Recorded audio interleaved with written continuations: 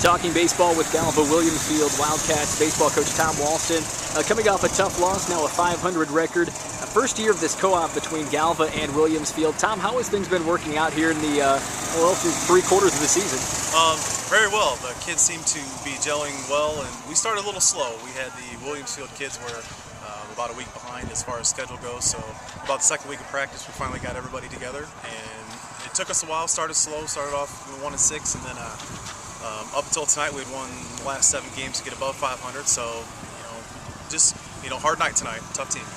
And it had to be hard as a coach bringing in a whole new group of kids just a couple of weeks before the season. This was pretty much an emergency co-op that had to go through the IHSA. Yes, they even extended it a week a little bit.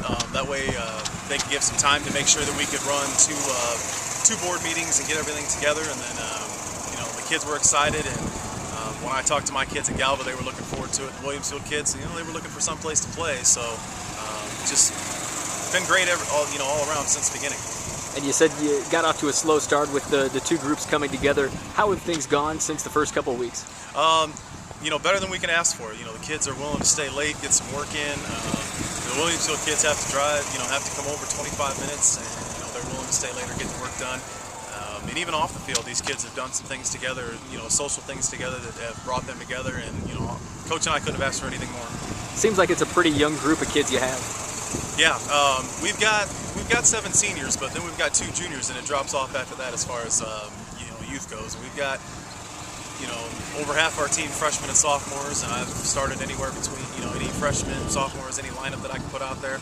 It depends on who's hot that day and who can get the job done. Alex Hott has just been putting up prolific numbers at the plate and on the mound.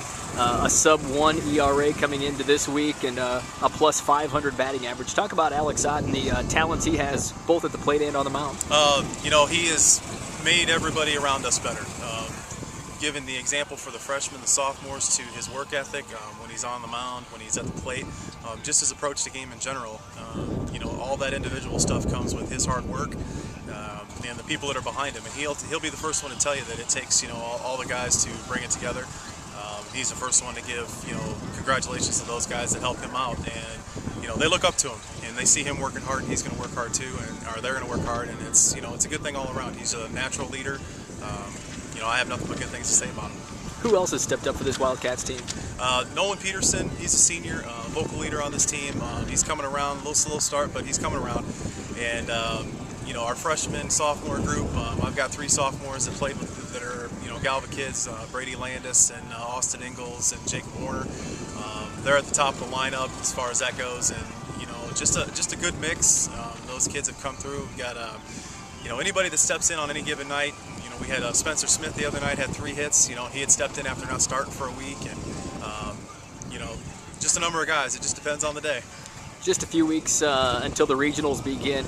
Tell me about the preparation for the postseason for Galva Williamsfield. Today being the seeding meeting, I'm interested to see where we end up.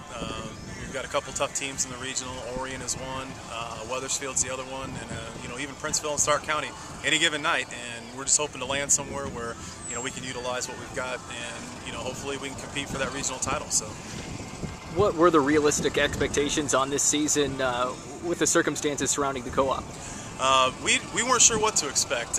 We both coaches agree that without the co-op, we're not sure how each team would have competed individually. We know it would have been a struggle, and we've gotten more than we could have asked for with this. And now we've had to set some new standards. We went to a point where winning games in a row, and we didn't quite see that coming. And now we've raised the bar a little bit for them. And each day they come to practice, got to work a little bit harder, and come out and compete with the teams that they can compete with.